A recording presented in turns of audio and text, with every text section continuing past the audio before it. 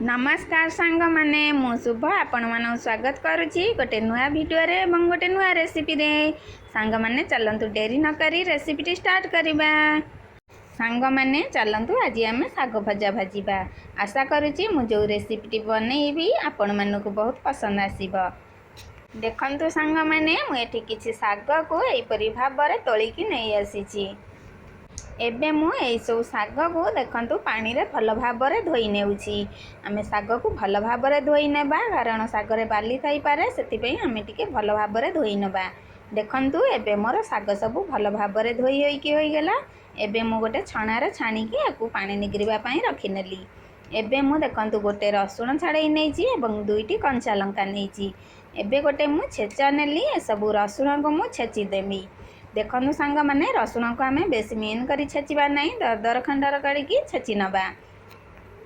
एबे आमर रसुण छेचिकी होई गेला। ए सब रसुण को आमे प्लेट रे रखि नबा। एबे जो लंका नहीं जे देखंतु कंचा लंका एबे आमे कंचा लंका को मध्ये छेची नेबा। कंचा लंका को मध्ये आमे बेसी छेचिबा नहीं सेही परि भाबरे दर खंडर करी छेची नेबा।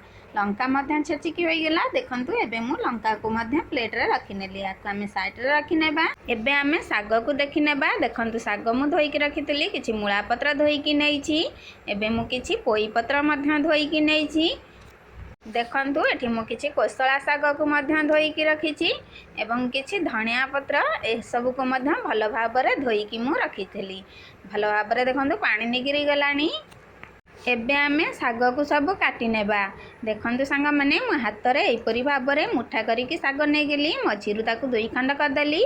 एक मुठा करी धरी नेली। एपरि भाबरे साग को मु काटी नेली। सांग माने आमे एठी साग को बेसी पतला पतला करी काटिबा नाही टिके मध्यम साइज रो काटिबा कारण ए साग सब पानी छाड़े। जेतळे आमे भाजीबा ए साग सब बेसी सिझी जीवो भल लागिबो नाही सेति पई आमे एपरि भाबरे साग को काटी नेबा। देखंतु एपरि भाबरे मु एबे सबुतक साग को काटी के रखि नेली। एबे मु गैस रे गोटे कढ़ई बसई देली। कढ़ई भल भाबरे गरम होई गेला। 2 चम्मच तेल देई देली। रखिथिली देखंतु एठी बड़ी देई देली। बड़ी को देई की बड़ी के आमे टिके भाजी नेबा।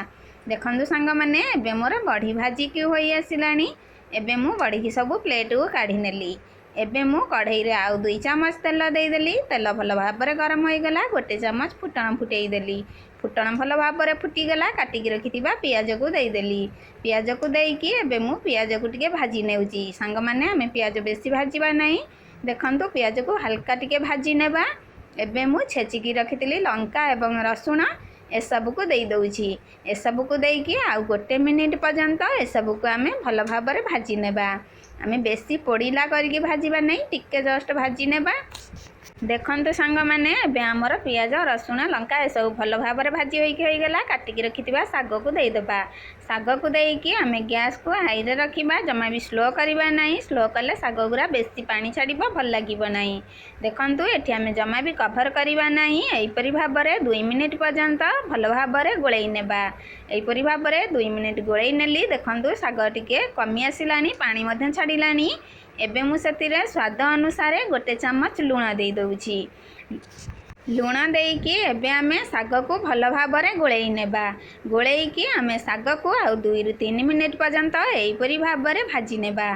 देखंतु सांग माने मु पूर्वरु बड़ी भाजी के रखिथिली। एबे मु सेही सब बड़ी को हाथ रे चूना करी नेउची।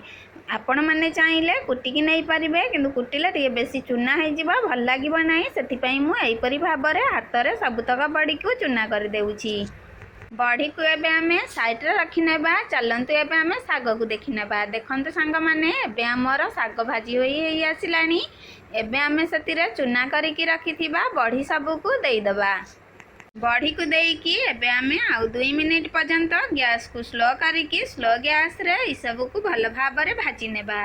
देखंतु सांग माने मु 2 मिनिट पर्यंत एपरि भाबरे भाजी नेली। एबे हमर साग भाजी की होई गेलानी।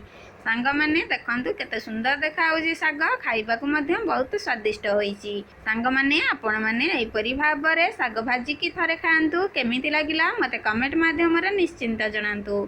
मोर वीडियो जदि आपण मानू भल लागुची तबे वीडियो को लाइक शेयर करबा सहित चैनल रे जदि नुआ अछंती तबे चैनल को सब्सक्राइब कर दियंतु। अपलोड हेउथिबा नुआ नुआ वीडियो प्रथमे देखिबा पई चैनल रो नोटिफिकेशन बेल आइकन को ऑन कर दियंतु। राहुची धन्यवाद।